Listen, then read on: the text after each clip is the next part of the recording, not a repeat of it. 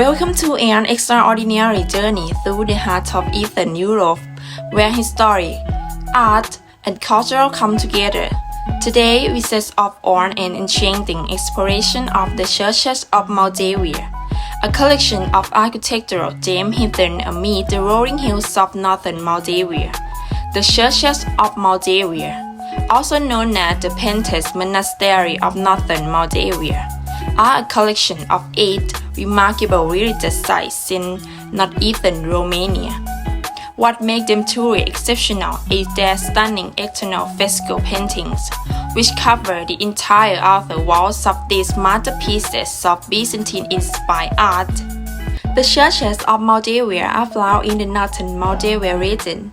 Located in northeastern Romania, these monasteries are specifically situated in the country of Suceava and Neams, with many of them clustered around towns like Suceava, Gurahumuri, and Suceava.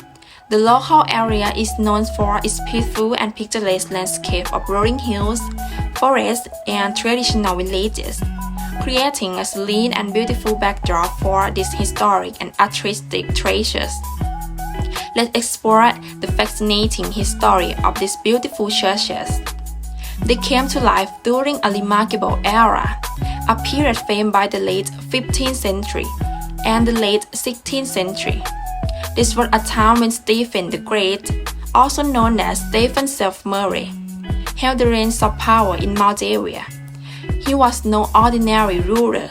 He was a devout Christian and a pivotal figure in the annals of Moldavian history. Stephen's devotion to the Orthodox Church was unwavering, and it would leave an indelible mark on the legends. He championed the development of this monastery, acting as their generous benefactor.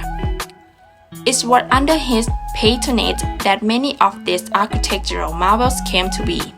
His support not only funded their construction, but also paved the way for the creation of those magnificent frescoes that adorn the churches, capturing the essence of faith and artistry.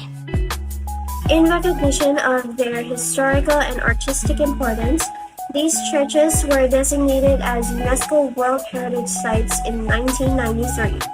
This recognition has helped to preserve and protect these treasures for future generations. And this site is significant because the churches of Moldavia have been places of worship and pilgrimage for centuries, and many of these churches are still active religious sites, and many religious rituals and celebrations take place there throughout the year. These churches are also popular tourist destinations, with visitors coming to admire the art in architecture. But by far the most significant event linked to these churches was its construction during the reign of Stephen the Great, which reflected his devotion to the Orthodox Christian faith and his efforts to promote the culture and identity of Moldavia. Preservation of these churches and their frescoes has been a continuous effort to protect the rich cultural heritage of the region. The churches of Moldavia stand as remarkable architectural and artistic marvel, but there are also profound cultural landmarks deeply intertwined with the Eastern Orthodox Christian tradition, a core facet of the region's culture and identity. Adorning the exterior walls of these churches, the frescoes serve as powerful expressions of religious faith and storytelling, narrating biblical tales, depicting the lives of saints, and conveying other religious themes.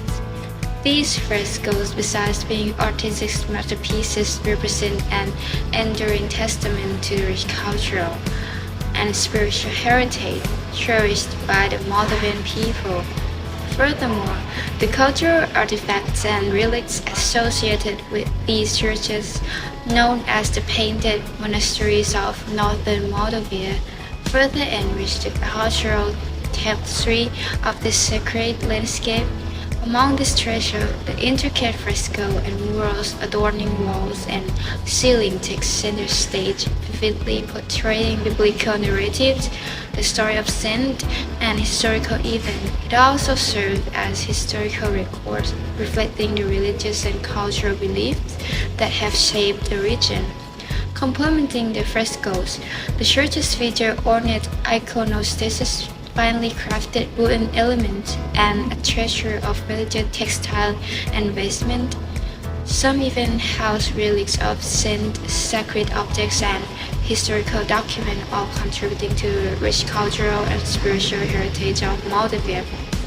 These artifacts continue to captivate visitors, offering a profound glimpse into a harmonious fusion of faith, artistry, and history that defies the Orthodox Christian tradition in this region. Architectures. The architectural style of the churches of Moldavia is well known as a hidden gem of architectural mystery of Eastern Europe. These churches also stand as a testament to the artistic brilliance of their creators and reflect a blend of many influences, which are Byzantine influence. The churches draw inspiration from Byzantine architecture, particularly evident in their tall, slender spires and dome. In this influence reflect the deep connection between the Eastern Orthodox Church and Byzantine Empire. Moldavian vernacular. These churches also incorporate elements of local Moldavian architectures. The combination of Byzantine and local traditions result in a unique architectural style and sets them apart. Exterior fresco. One of the most remarkable features is the extensive fresco painting covering the entire external walls. These frescoes are not only aesthetically pleasing, but also serve as a form of religious education for the local population, illustrating biblical stories and the original concept. Interior decorations. Inside the churches, you can find further artistic treasures, including paint iconostasis, wooden carvings, and other religious artifacts. Each church has its own distinct interior decorations that reflect the cultural and artistic preferences of its time.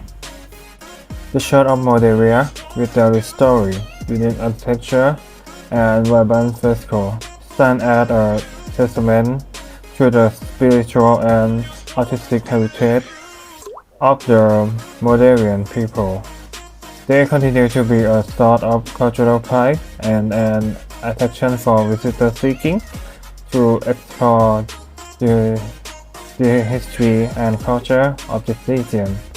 As we mentioned previously, we need to consider on preserving this cultural inheritance due to their historical and cultural significance.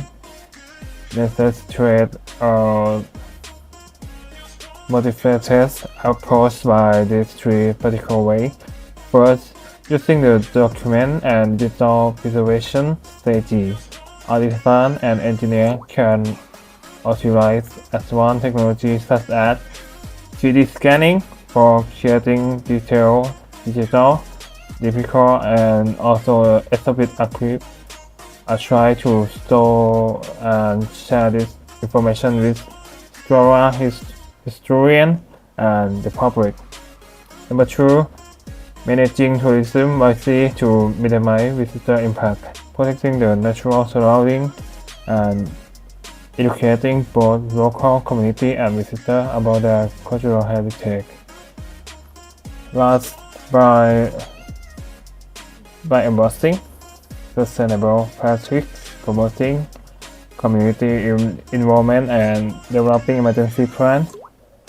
Using technology and social media will inspire young generation to come and could get their attention to historic architecture.